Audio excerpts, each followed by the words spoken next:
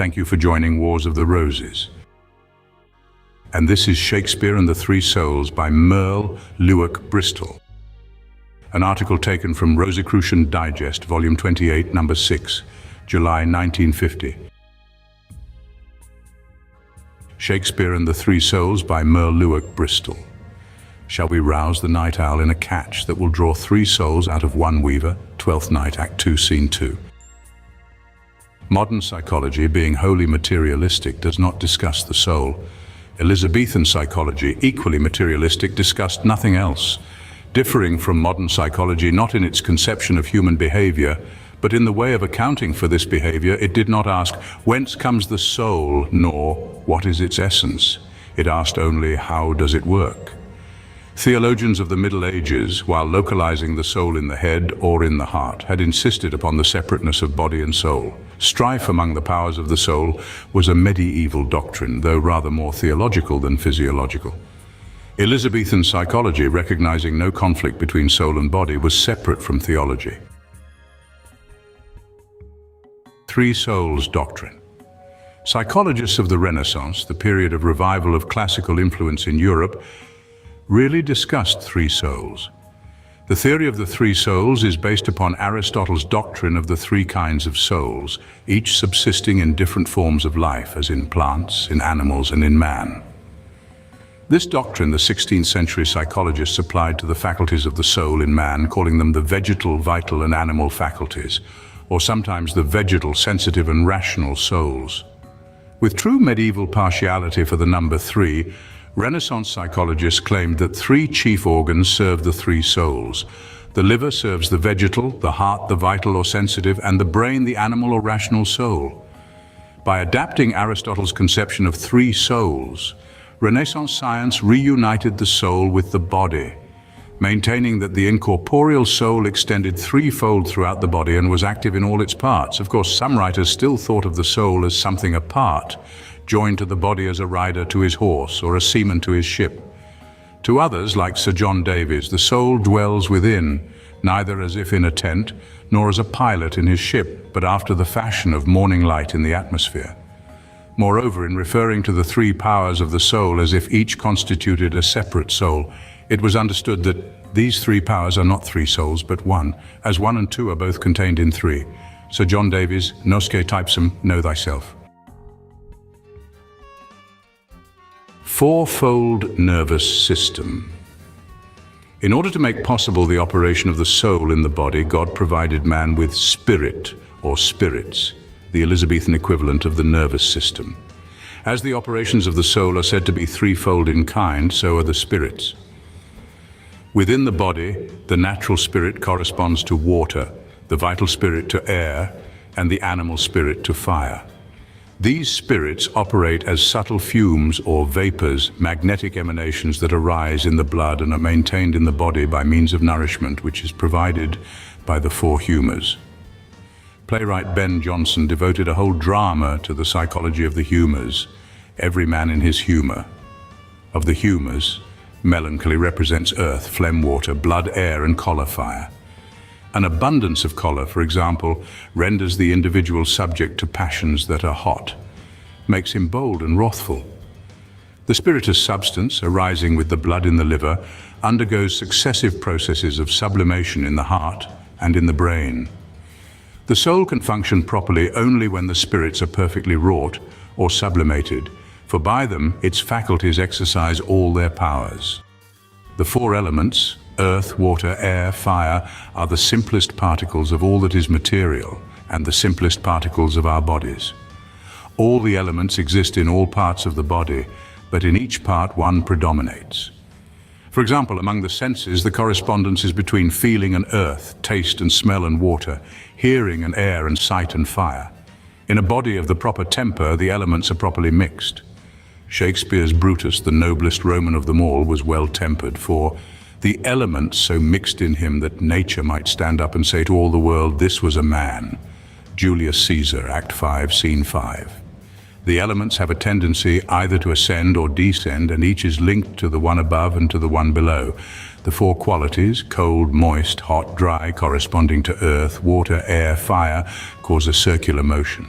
Life itself consists in the preservation of the instruments of the soul, and the chief of these are heat and moisture.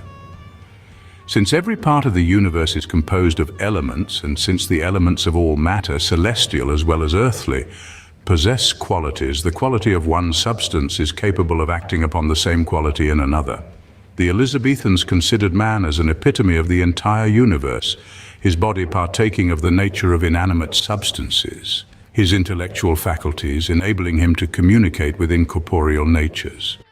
Or to state the resemblance differently, the lowest part of the body corresponds to the earth, the thorax or middle portion to the air, and the head to heaven. There is an analogy also between man and a commonwealth, and between mind and the government of a military state. This comparison Shakespeare carries out to obvious completion in Coriolanus, the common citizenry being the feet of the body politic and the leader of the rabble the great toe. The Senate is the stomach, the king the head, only there is no king. This state at strife within itself is a monster, a headless body.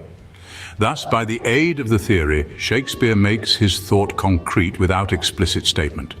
It is an ancient idea that man is allied through mind to heavenly beings and through flesh to inferior creatures.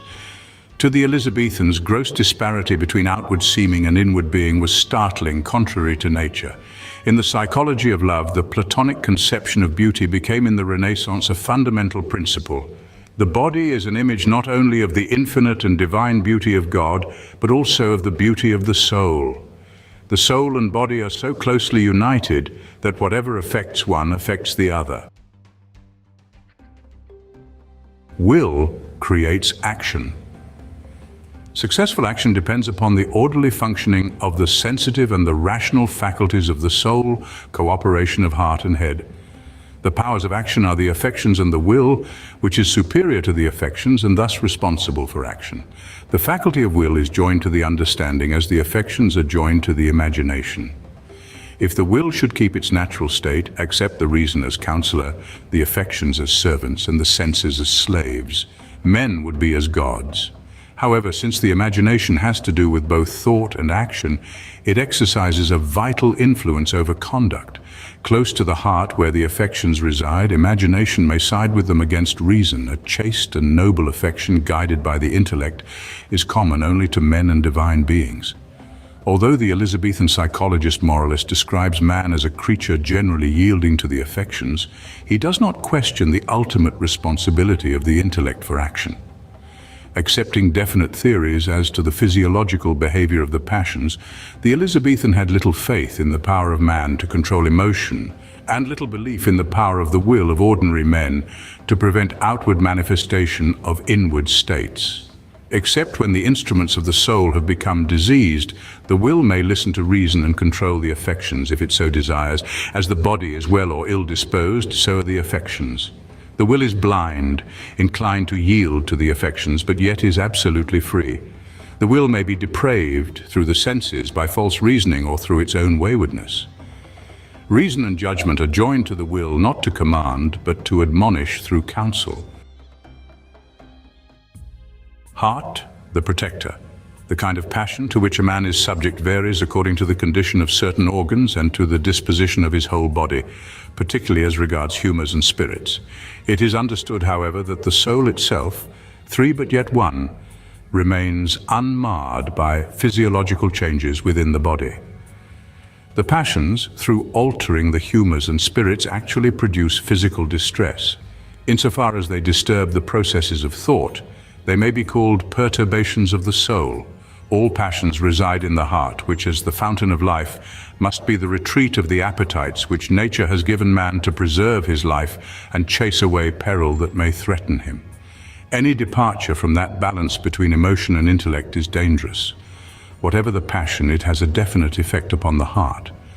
When the imagination, for example, has judged an impression from the external senses or from memory, animal spirits flock from the brain to the heart, where they make known whether the object is good or bad.